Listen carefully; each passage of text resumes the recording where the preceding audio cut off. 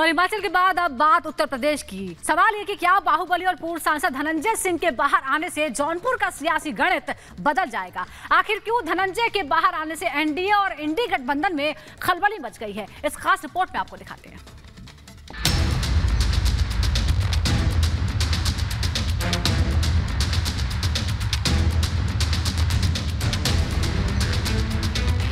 दो चरणों से बिल्कुल शांत दिख रही यूपी की सियासी तपिश एकदम से बढ़ गई है। वोटिंग से करीब 1 महीने पहले जौनपुर लोकसभा सीट का चुनावी समीकरण बदलने की हवा चल पड़ी है। वजह है बाहुबली और पूर्व सांसद धनंजय सिंह की जेल से रिहाई।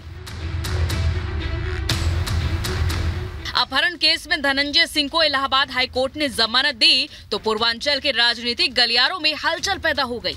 एनडीए के साथ ही इंडी गठबंधन की भी धड़कनें तेज हो गई, क्योंकि अभी तक जौनपुर से जहां बीजेपी और समाजवादी पार्टी के बीच मुकाबला दिख रहा था, धनंजय सिंह के बाहर आने के बाद मुकाबला रोमांचक हो चुका है।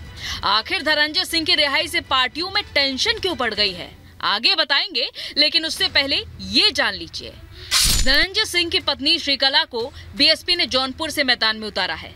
धनंजय सिंह के बाहर आने से इसका सीधा फायदा उनकी पत्नी को होगा। अब तक जेल में बंद बाहुबली अब पत्नी श्रीकला के समर्थन में वोट जुटा पाएंगे।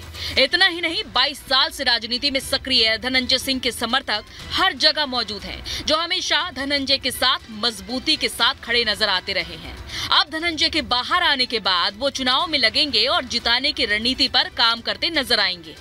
जौनपुर सीट पर बीजेपी से लेकर समाजवादी पार्टी के दिग्गज किस्मत आजमा चुके हैं और इसी वजह से यूपी की राजनीति में ये सीट काफी मायने रखती है।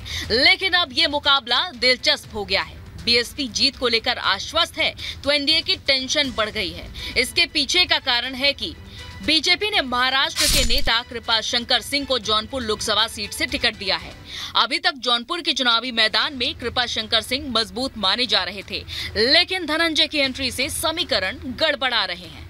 राजनीतिक पंडित ये भी दावा कर रहे हैं कि धनंजय की चुनावी मैदान में एंट्री पासा पलट सकती है।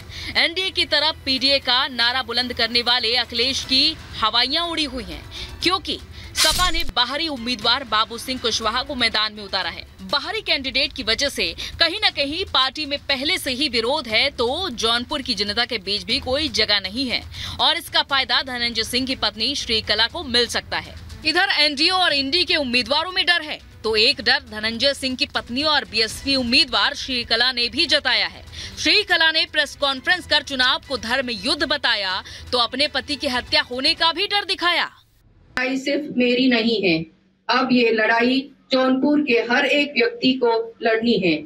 ये लड़ाई किसी एक जाति या धर्म की नहीं है।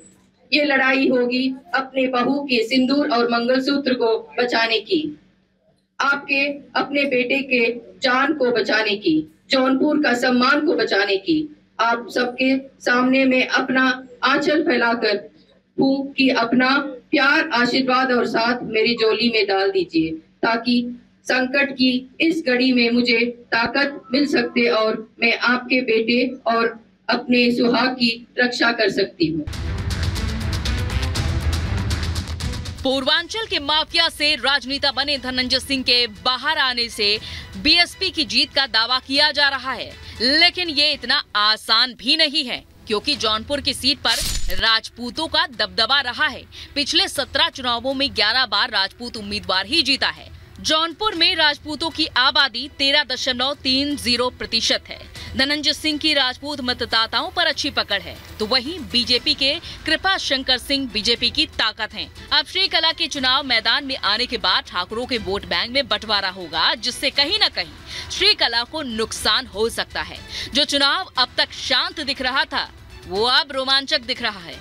लेकिन किसकी जीत होगी और किसकी हार, इसका फैसला 4 जून को होगा। Bureau report, Republic Bharat.